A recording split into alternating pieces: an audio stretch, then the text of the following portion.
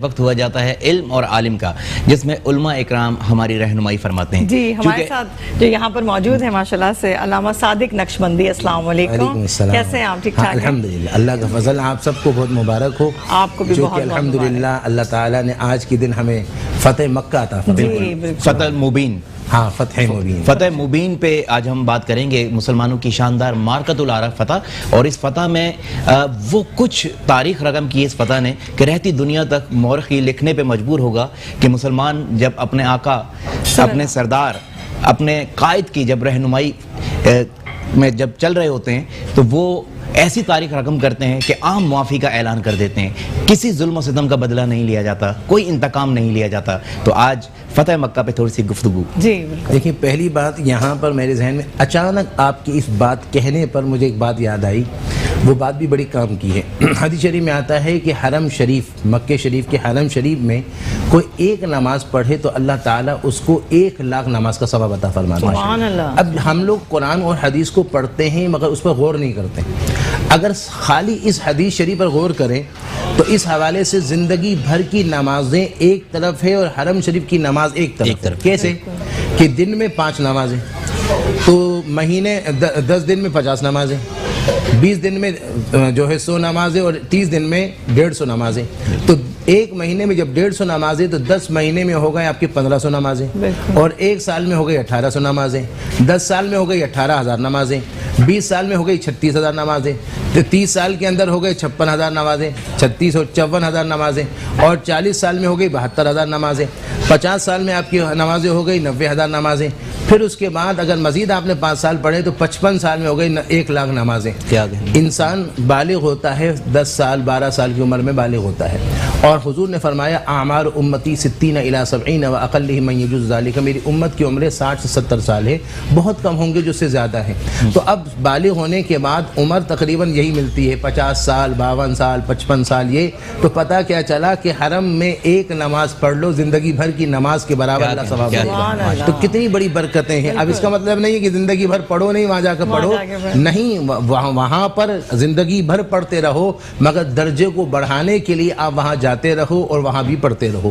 ایک بات۔ دوسری بات فتح مکہ، حضرت میمونہ کہتی ہیں کہ ایک رات حضور علیہ السلام میرے یہاں تشریف فرما تھے اور آپ علیہ السلام وضو فرما رہے تھے، اور وضو فرماتے فرماتے آپ نے فرمایا لبیک لبیک لبیک نصرتا نصرتا نصرتا۔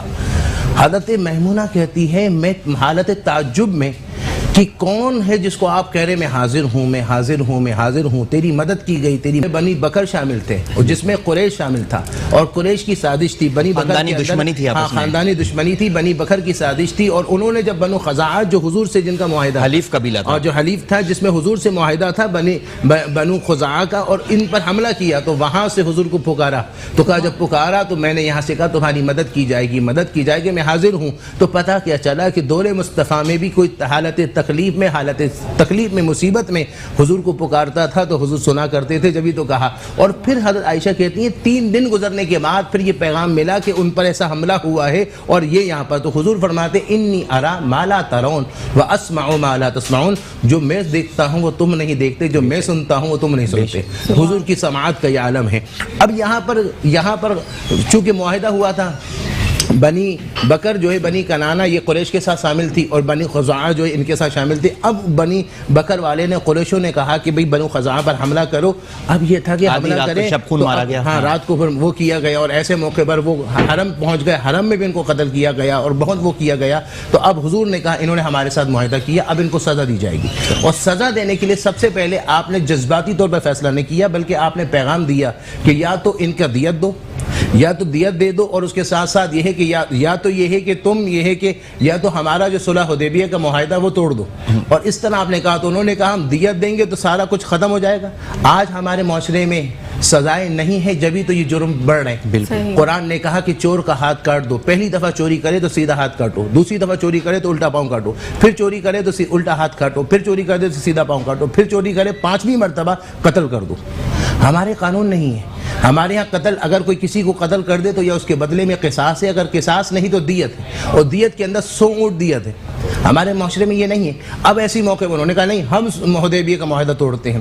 تو حضرت حضور صحابہ کہتے ہیں ایک دن صبح کے ٹائم پر حضور تشریف فرما تھے, حضور اکیلے تنہا کچھ سوچ میں. صحابہ کہتے ہیں جب اکیلے تنہا سوچ میں ہوتے تو ہم فوراً نہیں جاتے, ہم سمجھتے کوئی راز کی بات ہے. اتنے میں حضرت ابو بکر صدیق آئے, حضور ان سے کچھ سرگوشی فرمانے لگے. اتنے میں حضرت عمر آئے, سرگوشی فرمانے لگے. حضرت عمر جذبات میں آ گئے, جذبات میں آ کر بولنے لگے کہ یہی وہ لوگ تھے جنہوں نے آپ کو جادوگر کہا تھا, آپ کو کاہن بولا تھا, یہ کہا تھا.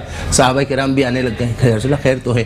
فرمایا ان دونوں کی مثل بتائیں کیا ہے؟ فرمایا ایک کی مثل ابراہیم علیہ السلام کی طرح ہے کہ ابراہیم علیہ السلام نرم گھی کی طرح ہے, کہ ان کے اندر وہ ہے کہ جب میں نے ابو بکر صدیق سے کہا کہ مکے والے کے ساتھ مقابلہ کیا جائے, فرمایا یا رسول اللہ وہ تو آپ کے اپنے ہیں, ان کو آپ مقابلہ کریں گے کہ نہیں, یہ نرم دلی. اور جب میں نے عمر سے کہا تو عمر نوح علیہ السلام کی طرح جلالی ہے, اور انہوں نے کہا کہ انہوں نے آپ کو کہا تھا مقابلہ کیا جائے یہ. اور اس کے بعد پھر تیاری شروع ہوئی, اور تیاری شروع ہونے لگی, اور مکے میں یہ خبر پھیل گئی کہ حضور علیہ السلام کو جو ہے, حضور علیہ السلام اب لشکر لے کر آ رہے ہیں. اب لوگ پریشان ہو گئے. پریشان ہونے کے بعد بیچ میں ایک معجزہ تھا کہ جب نبی کریم صلی اللہ علیہ وسلم کو جبرائیل نے بتایا کہ یہ خبر لیک کی گئی ہے, اور وہ ایک باندھی تھی سارا جس کے بالوں سے. بالکل کیا بات ہے, حضور کی نگاہ کا یہ عالم. حضور فرماتے انی ارا ما لا ترون, جو میں دیکھتا ہوں وہ تم نہیں دیکھتے. اب یہاں حضور نے حضرت علی کو بلایا, حضرت زبیر بن عوام کو بلایا, ایک صحابی کو بلایا. فرمایا فلاں مقام پر جاؤ, وہاں پر ایک باندی ملے گی, اور اس کے پاس جو ہے ایک خط ہوگا وہ لے کر آؤ. اب وہ وہاں پر پہنچے, جب پہنچے تو وہاں باندی تھی, جو حضور نے جو اشارہ دیا تھا ویسی باندی ملی. اب جو باندی ملی تو اب اس کا جو سارا ساز و سامان دیکھا تو اس میں کچھ نہیں ملا. اب جب کچھ نہیں ملا تو کہا حضور علیہ الصلوۃ والسلام نے فرمایا ہے اور ہو ہی نہیں سکتا, حضور کہہ دے وہ نہ ہو. اب کہا کہ جو ہے نا وہ نکال دو جو کچھ تمہارے پاس ہے, نہیں تو پھر ہم تمہارے اوپر سزا کر کے تمہیں نکالیں گے. اب وہ جو جملہ جو آتا ہے جو حضرت علی نے فرمایا وہ میڈیا میں لائیو بولنا وہ نہیں, آپ نے جذبات میں بولا. ایسے موقع پر جب آپ نے فرمایا تو اس نے جو ہے وہ اپنے بال کے اندر جو ہے وہ رکھا تھا, وہ نکالا اور دیا. اس کے اندر وہ خط تھا جو حضرت حاتب بن ابی طلحہ نے بھیجا تھا, اور وہ خط کے اندر یہ تھا کہ حضور علیہ السلام جو ہے وہ تم پر ابھی فتح مکہ کے لیے آ رہے ہیں, بڑا لشکر لے کر آ رہے ہیں. تو اب جب یہ خط جب حضور کے پاس پہنچا, حضور نے حضرت حاتب کو بلایا. تو جب حاتب کو بلایا تو بدری صحابی ہیں, بدری صحابی, جب حضرت حاتب بن ابی طلحہ کو بلایا تو انہوں نے کہا یا رسول اللہ میرا مقصد یہ نہیں تھا, مجھے پتا ہے فتح تو آپ کی ہے, فتح تو آپ کی ہے, مگر بات یہ ہے کہ میرے بچے وہاں پر ہیں, میرے اہل عیال وہاں ہیں. مجھے پتا فتح تو آپ کو ہی ملنی ہے, مگر اس احساس میں وہ وہاں پر میرے بچے وہاں پر ہیں, وہ تھوڑا سا خیال کر دیں گے, میں نے ان کو بتا دیا تھا. تو حضرت عمر تلوار لے کر آگے, یا رسول اللہ مجھے اس منافق کو میں گردن اڑاتا ہوں. حضور نے کہا نہیں یہ بدری صحابی ہے, ان کا احساس کرو.